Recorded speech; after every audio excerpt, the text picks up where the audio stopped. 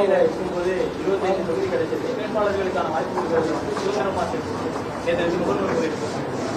இப்போ வந்து 10 தொகுதிகளுக்கு குறைவா சொந்தமான தொகுதிகளை கிடைக்கிறதுனால நேரடியான சூழல்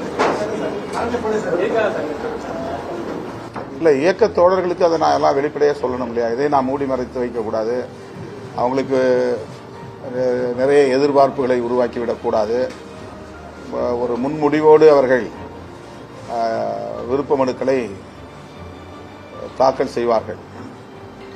அது வெளிப்படையாக இருந்தால் அதற்கேற்ப அவர்களுடைய அணுகுமுறையும் இருக்கும். நமது கட்சி என்பது ஒரு வெளிப்படையான அணுகுமுறைகளை கொண்ட ஒரு ஜனநாயக இயக்கம். என்ன நாங்கள் பேச்சுவார்த்தையில் பகிர்ந்து கொள்கிறோம் என்பது உட்பட முன்னணி தோழர்களோடு நாங்கள் பகிர்ந்து கொள்வது வழக்கமான ஒன்றுதான்.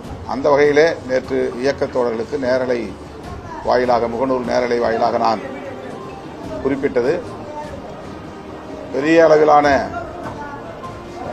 தொகுதிகளை நாம் பெற இயலாத சூழலில் இருக்கிறோம். ஆகவே அதை புரிந்து கொண்டு உங்கள் ஒத்துழைப்பு கட்சி தலைமைக்கு தேவை என்பதை அவர்களுக்கு சுட்டிக்காட்டியிருக்கிறேன், வேண்டும் என்பதை சுட்டிக்காட்டியிருக்கிறேன்.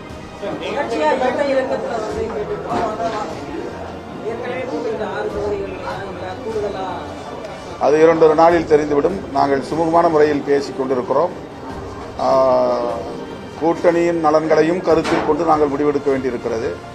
கட்சியின் நலன்கள் எவ்வளவு முக்கியமானதோ அதைப்போல நாங்கள் அங்கம் வகிக்கக்கூடிய கூட்டணியின் நலன்களும் முக்கியமானது.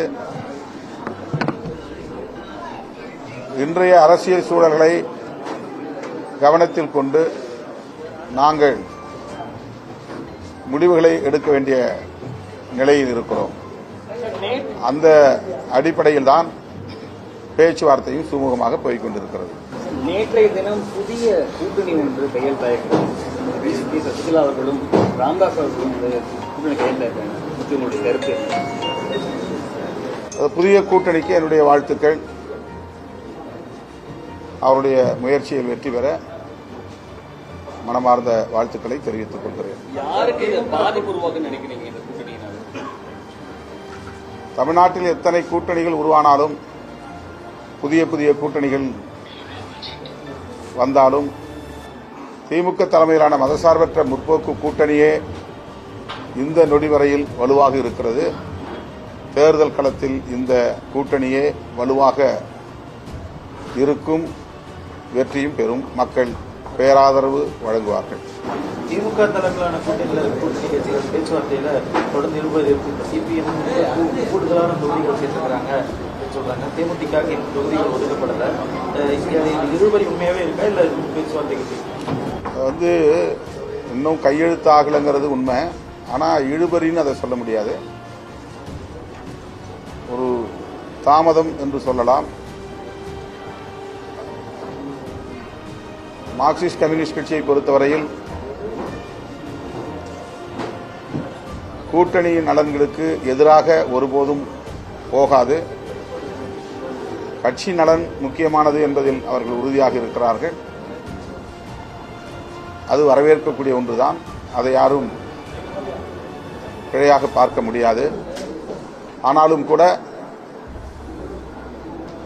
மார்க்சிஸ்ட் கம்யூனிஸ்ட் கட்சி மதசார்பற்ற முற்போக்கு கூட்டணிக்கு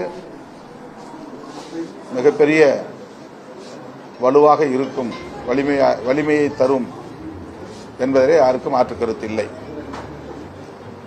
விரைவில் அவர்கள் சுமூகமான தீர்வை காண்பார்கள் என்று நான்